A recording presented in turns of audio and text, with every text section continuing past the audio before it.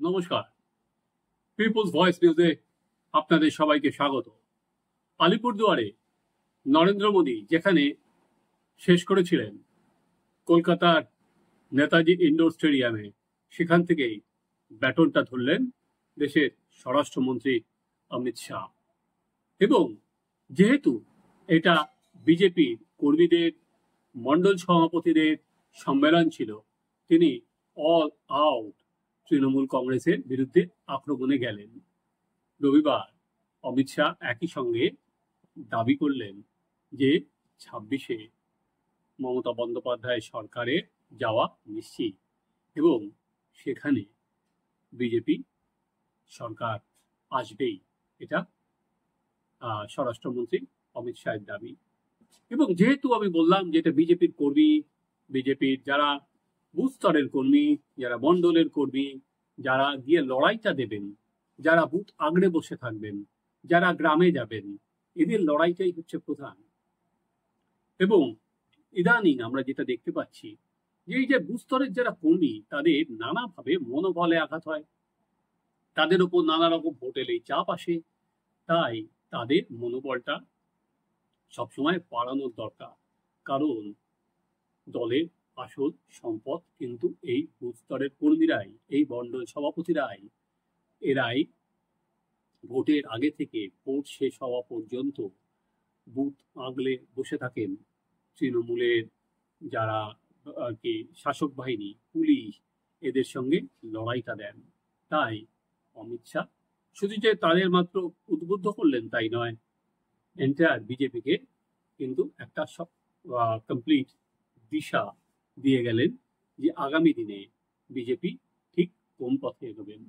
এবং আরেকটাও, আজকে তিনি জলের মতো পরিষ্কার করে দিয়ে গেলেন যে এই রাজ্যে বিজেপি আর কি এই জয়ের জন্য তিনি সব থেকে বেশি বলা যেতে পারে নির্ভরশীল বিরোধী দলনেতা শুভেন্দু অধিকারীর সঙ্গে। তিনি সরাসরি বলেই দিলেন শুভেন্দু অধিকারীকে নিজের বন্ধু এবং মমতা বন্দ্যোপাধ্যায় যাকে দেখলে বিধানসভায় ভয় পান। पश्चिम बंगाल भारतीय जनता पार्टी के सम्माननीय अध्यक्ष श्रीमान सुकांतो मजमूदार जी, मेरे मित्र, और बंगाल विधानसभा में जिनके खड़े होते ही दीदी को डर लगता है, ऐसे हमारे विपक्ष के नेता শুভেন্দু অধিকারী জি। দেখুন, আগামী দিন বিজেপি যে বিষয়গুলোর উপর প্রচার বাড়াবে সেগুলো ঠিক পরিষ্কার। এটা এরকম নয় যে আগের ভোটগুলোতে বিজেপি এই নিয়ে প্রচার করেনি, কিন্তু এবারে প্রচারে বিজেপি দুটো বিষয় অনেক বেশি জোর বাড়াবে। আগের বিষয়গুলো, আগের ভোটগুলোতেও সেই নিয়ে প্রচার ছিল, কিন্তু এবারের প্রচারে সেটাই বিজেপির বলা যেতে পারে যে আওয়াজ, সেটা আরো সপ্তমে চড়বে। তার প্রথমটা হচ্ছে বিজেপি বারবার করে যেটা বলে যে মমতা বন্দ্যোপাধ্যায়ের শাসনে তোষণ হচ্ছে এবং সাম্প্রতিক মালদা এর মোথাবাড়ি মালদা এবং মুর্শিদাবাদ, শামসেরগঞ্জ, ধুলিয়ানের ঘটনা बीजेपी কাছে কিন্তু हथियार तुले दिए। मुर्शिदाबाद में अभी हिंसा हुई, हमारा गृह मंत्रालय कहते कहते थक गया कि बीएसएफ को बुला लीजिए। हम नहीं बुलाएंगे क्योंकि बीएसएफ आती तो हिंदुओं की रक्षा करती। फिर हमारे कार्यकर्ता हाई कोर्ट गए, हाई कोर्ट के ऑर्डर पर बीएसएफ आई और हिंदुओं को बचाने का काम किया। ममता जी, आपके नेताओं ने वो बीएसएफ को गाली बोला और आपके नेता वहां खड़ा रहकर दंगाइयों की हौसला अफजाई करते रहे। मुझे कहने में कोई झिझक नहीं है, जिस प्रकार से बंगाल सरकार के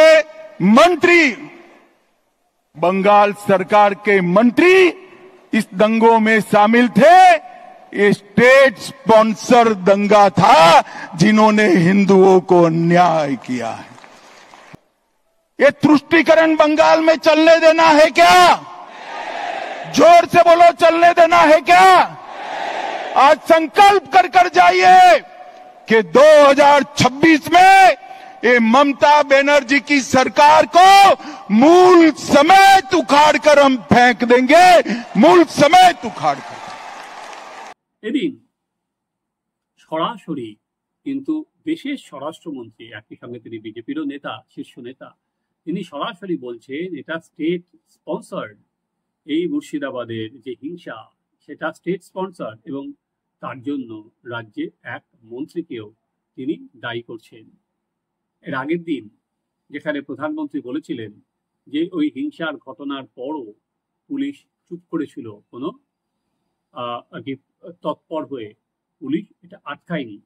আজকে অমিত শাহ কিন্তু আরো এক কদম বেরিয়ে সেখানে বললেন এটা পুরোপুরি স্টেট স্পন্সর। যেখানে আমরা দেখেছিলাম দুদিন আগে মমতা বন্দ্যোপাধ্যায় নরেন্দ্র মোদী বলার পর বলেছিলেন এটা বিজেপি করিয়েছে, এটা বিএসএফ করিয়েছে, কিন্তু আজকে সরাসরি স্টেট স্পন্সর কথাটা জোরের সঙ্গে বললেন। এবার আসুন দ্বিতীয়তে অনুপ্রবেশ। এটা বিজেপি আজকের ইস্যু নয়, এটা বহুদিন ধরে বিজেপি এখানে ভোটের পর ভোট, ভোটের পর ভোট ধরে এই অনুপ্রবেশ ইস্যুটা বিজেপি নিয়ে আসছে। কিন্তু এবার ইন্টারেস্টিং যেটা সেটা হচ্ছে এই অনুপ্রবেশ নিয়ে পেহেলগাঁওয়ের পর কিন্তু আবার গেরুয়া শিবির সুর চড়াচ্ছে। সেখানে অমিত শাহ কিন্তু আজকে আবার বললেন যে আমাদের জমি দেওয়া হচ্ছে না। রাজ্যসভার তৃণমূলের সাংসদ সাকেত গোয়েল এ বিষয়ে প্রশ্ন করেছিলেন, তিনি সাকেতের নামটা দেননি, কিন্তু যেটা বলেছেন সেটা হচ্ছে যে এক তৃণমূলের এক সাংসদ প্রশ্ন করেছিলেন, আমি বলে দিয়েছি যে সেখানে জমি দেওয়া হয়নি এবং জমি দেওয়া হয়নি বলেই সেখানে অনুপ্রবেশ আটকানো যাচ্ছে না, একমাত্র সেখানে বিজেপি বা গেরুয়া কমল ফুটলেই সেখানে অনুপ্রবেশ বন্ধ হবে। এই অনুপ্রবেশ মমতা বন্দ্যোপাধ্যায় বা তার ভাইপো আটকাতে পারবেন না। ভাইপো সম্পর্কে এই একবারই কিন্তু অমিত শাহ তার নাম মুখে এনেছেন, এর বাইরে কিন্তু তিনি অভিষেক বন্দ্যোপাধ্যায়ের নাম আর একবার বলেছেন। সেটা হচ্ছে মমতা বন্দ্যোপাধ্যায় চান যে তারপর অভিষেক বন্দ্যোপাধ্যায়কে মুখ্যমন্ত্রী করতে। এর বাইরে অভিষেক বন্দ্যোপাধ্যায়কে নিয়ে কিন্তু আর উনি কোনো রকম যেটা বলা যায় আক্রমণ সেটা কিন্তু যাননি, যেটা আমরা আগের বার দেখতাম যে অভিষেক বন্দ্যোপাধ্যায়ের বিরুদ্ধেই আর কি দুর্নীতির অভিযোগ তাক করা হচ্ছে, সেটা একবারও যাননি। এছাড়া যেটা হচ্ছে দুর্নীতির অভিযোগ, সেটা তৃণমূল কংগ্রেসের বিরুদ্ধে আগেও বারবার করে বলা হয়েছে। এবার তার সঙ্গে যুক্ত হয়েছে যে আগের যে আর কি গরু, কয়লা, বিভিন্ন কেন্দ্রীয় প্রকল্প, তার সাথে এবার যুক্ত হচ্ছে শিক্ষা জগতের দুর্নীতি। সেটা নিয়ে কিন্তু উনি মুখ খুলেছেন এবং শিক্ষা জগতে কিভাবে দুর্নীতি হচ্ছে সে কথাও কিন্তু অমিত শাহ পরিষ্কার করে বলেছেন। কিন্তু এর সঙ্গে আরেকটা বিষয় তিনি যোগ করেছেন যে মমতা বন্দ্যোপাধ্যায়ের অন্যতম ন্যারেটিভ হচ্ছে দুর্নীতি ঢাকতে, সেই প্রচার আটকাতে আজ যেটা অমিত শাহ বললেন যে মমতা বন্দ্যোপাধ্যায় যখন বিরোধী আর কি নেত্রী ছিলেন, যখন ইউপিএ সরকারের শরিক ছিলেন, সেই সময় পশ্চিমবঙ্গের জন্য 2 লক্ষ কোটি টাকা দেওয়া হয়েছিল। এবার সেটা পরিমাণ বেড়ে প্রায় 8 লক্ষ কোটি টাকা তারা 10 বছরে দিয়েছেন এবং কোথায় কোথায় এই টাকা দিয়েছেন সেটার লিস্ট, তালিকা নিয়ে এসছেন এবং সেই তালিকা তারা প্রচার করবেন। অর্থাৎ বিজেপি বাংলা বিরোধী নয়, এই কথাটাই তারা তৃণমূল স্তরে তারা প্রচারে নিয়ে যেতে চান যে এই রাজ্যের মানুষের সঙ্গে বিজেপি আছে। উল্টো দিকে দাঁড়িয়ে যেমন শাসক দল বলে যে 100 দিনের কাজ হোক, আবাস যোজনা, বাড়ি হোক, সেখানে এই নরেন্দ্র মোদী সরকার এই রাজ্যকে বিপদে ফেলছে, তাদের হকের টাকা দিচ্ছে না। আজ কিন্তু পাল্টা ন্যারেটিভ দাঁড় করানোর চেষ্টা করলেন অমিত শাহ, এবং সেটা তৃণমূল স্তর পর্যন্ত যাতে প্রচার করা যায় সেই দিক নির্দেশও তিনি দিয়ে গেলেন। আর যেটা আবারও বললাম যে কর্মীদের সভা, তিনি কর্মীদের বারবার করে উদ্বুদ্ধ করতে চেয়েছেন। সেখানে এই যত আর কি তৃণমূলের শাসনে যত বিজেপি কর্মী খুন হয়েছেন, রাজনৈতিক কর্মী, ইতিমধ্যে তাই নিয়ে সিবিআই তদন্ত চলছে সেই 21 সালের বিধানসভা ভোটের পর থেকে। তিনি আজকে বলেছেন যে বিজেপি ক্ষমতায় এলে তারা যেই হোক, তাদের যেখানেই আর কি আকাশ পাতাল যেখানেই তারা লুকিয়ে থাকুক, তাদের টেনে এনে তাদের শিক্ষা দেওয়া হবে। তো এই পর্যন্ত তো আমি বললাম যে যেহেতু কর্মীদের সভা, উনি বারবার করে কর্মীদের উৎসাহিত করে গেলেন, কর্মীদের উদ্বুদ্ধ করে গেলেন, এবং আগামী একটা বছর কর্মীদের বলা যেতে পারে পথে থাকার কথা বলে গেলেন। কিন্তু এরপর সেটা হচ্ছে এই কর্মীদের আস্থা বাড়াতে গেলে সেন্ট্রাল লিডারশিপকেও তাদের শুধুমাত্র কথায় নয়, তাদের নানা কাজের মাধ্যমেও বোঝাতে হবে যে এই কর্মীদের পাশে তারা বারবার করে আছেন। কারণ অন্যতম জায়গা যেটা আজকে রাজ্যের মানুষের কাছে একটা ধারণা ক্রমশ স্পষ্ট হচ্ছে যে অন্য রাজ্যে দুর্নীতি থাকলে যত সহজে মাথা পর্যন্ত যাওয়া যায়, এ রাজ্যে কোথাও সেটা হচ্ছে না। অন্য রাজ্যে কেন্দ্রীয় এজেন্সি যেরকম তড়িৎ গতিতে কাজ করে, এখানে কোথাও কোথাও এজেন্সির গতি কোনো সময় খুব স্লথ হয়ে যায়। এবং আরেকটা বিষয়, সেটা হয়তো অচিরেই হয়ে যাবে, সেটা হচ্ছে বিজেপি সাংগঠনিক কি সভাপতি এখানে নির্বাচিত হবেন। কারণ যারা আজকে মণ্ডল সভাপতি এসেছিলেন, কিন্তু এখনো পর্যন্ত কোনো রাজ্য কমিটি নতুন গঠন হয়নি এবং জেলা কমিটিও নতুন গঠন হয়নি। তাই জেলা কমিটি এবং রাজ্য কমিটি গঠন না হওয়ায় এক প্রকার কিন্তু জেলা কাজগুলো প্রায় থমকে আছে। একমাত্র জেলা সভাপতি হয়েছে, নতুন সভাপতি না হওয়া পর্যন্ত তারা তো কেউ কমিটি গঠন করতে পারবেন না।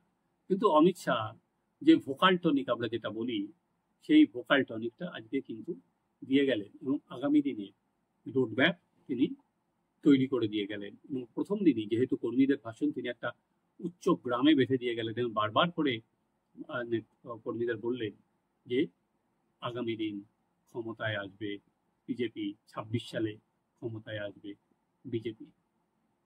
এবার দেখা যে আগামী দিন কেন্দ্রীয় নেতৃত্ব বা শুধুমাত্র কেন্দ্রীয় সরকার যে পশ্চিমবঙ্গে শুধুমাত্র যে রাজনৈতিকভাবে নয়, প্রশাসনিকভাবেও যে এই নানা রকম দুর্নীতি, নানা রকম স্বজন পোষণ, এই যে বলছেন তোষণ, এই যে অনুপ্রবেশ, এই নিয়ে কেন্দ্রীয় সরকার কি ভূমিকা নেয়। কারণ উনি আজকে বলেছেন যে পশ্চিমবঙ্গ দেশের নিরাপত্তার পক্ষে বিপজ্জনক। এই যে অনুপ্রবেশ হচ্ছে, সেটা দেশের নিরাপত্তার পক্ষে বিপজ্জনক। উনি দেশের স্বরাষ্ট্রমন্ত্রী, দেশের নিরাপত্তার পক্ষে যখন পশ্চিমবঙ্গ বিপজ্জনক উনি মঞ্চ থেকে বলছেন, সেটা কি শুধুমাত্র রাজনৈতিক প্রচারের মধ্যেই সীমাবদ্ধ থাকবে? না, স্বরাষ্ট্রমন্ত্রী হিসাবে তিনি রাজ্যকে কোনো নির্দেশ দেবেন এবং সেই নির্দেশ যদি রাজ্য পালন না করে, তাহলে কেন্দ্র তার বিরুদ্ধে যথাযথ ব্যবস্থা নেবে। চলুন, সময় গড়াচ্ছে, খুব দ্রুত গড়াচ্ছে বিধানসভা ভোটের দিকে। আমরাও লক্ষ্য রাখি যে এই সময় গড়ানোর সঙ্গে সঙ্গে ঠিক কিভাবে এগোতে চায় বিজেপির কেন্দ্রীয় নেতৃত্ব। আপনারা দেখতে থাকুন আমাদের চ্যানেল সাবস্ক্রাইব করুন, আপনাদের মতামত জানান।